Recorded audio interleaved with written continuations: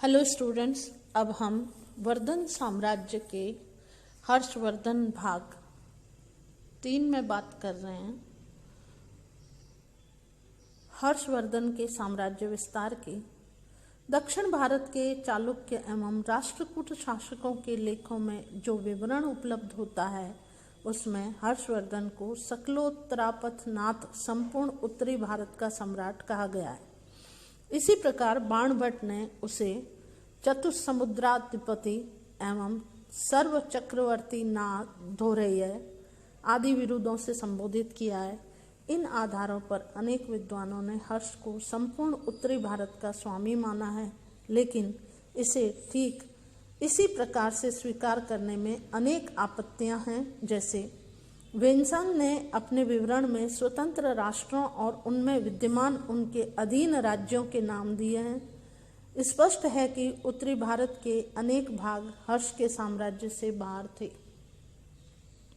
इतिहासकार doctor Smith के अनुसार हर्षवर्धन के शासनकाल के पिछले सालों में मालवा, गुजरात और सौराष्ट्र के अतिरिक्त हिमालय पर्वत से लेकर नर्मदा तक गंगा की संपूर्ण तलहटी पर हर्ष का आधिपत्य निर्विवाद रूप से स्थापित था। शासन प्रबंध यद्यपि स्थानीय राजाओं के हाथों में था, किंतु पूर्व में सुदूर आसाम का राजा भी अपने स्वामी की आज्ञा का पालन करता था।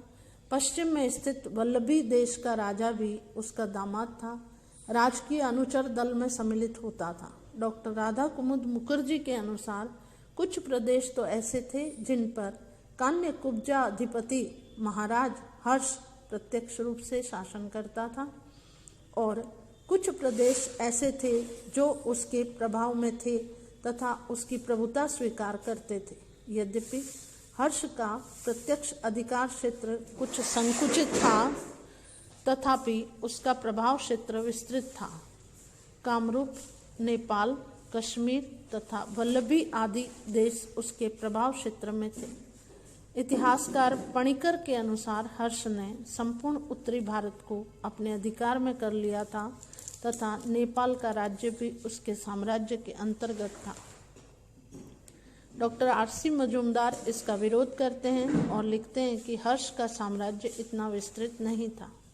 विभिन्न साक्ष्यों के आधार पर हर्ष के साम्राज्य की सीमाएं निर्धारित की जा सकती है, लेकिन हर्ष ने प्रभाकर वर्धन से पैतृक रूप में थानेश्वर का राज्य प्राप्त किया था, जिसमें दक्षिणी पंजाब और पूर्वी राजपूताना के प्रदेश सम्मिलित थे।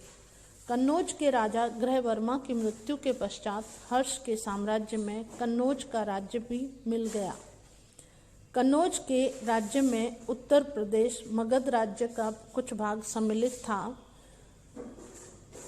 उसके साम्राज्य में हर्षवर्धन वेन्सांग द्वारा वर्णित 5 भारत, पूर्वी पंजाब का कुछ भाग, उत्तर प्रदेश, बिहार, बंगाल और उड़ीसा सम्मिलित थे।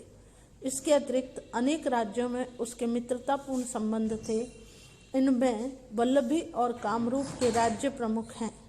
नेपाल, कश्मीर और सिंधु यद्यपि उसके सीधे नियंत्रण में नहीं थे, किंतु किसी न किसी रूप में उसका उनसे संबंध अवश्य था।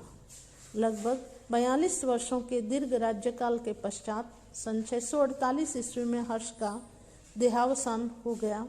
हर्ष के किसी उत्तराधिकारी की जानकारी हमें नहीं मिलती है, अतः हर्ष के साथ ही पुष्यभूति वंश के गौरवशाली युग की समाप्ति हो गई। हर्ष के पश्चात राजनीतिक परिदृश्य पर पुनः विशृंखलन का दौर प्रारंभ हो गया। धन्यवाद। इस वीडियो में इतना ही।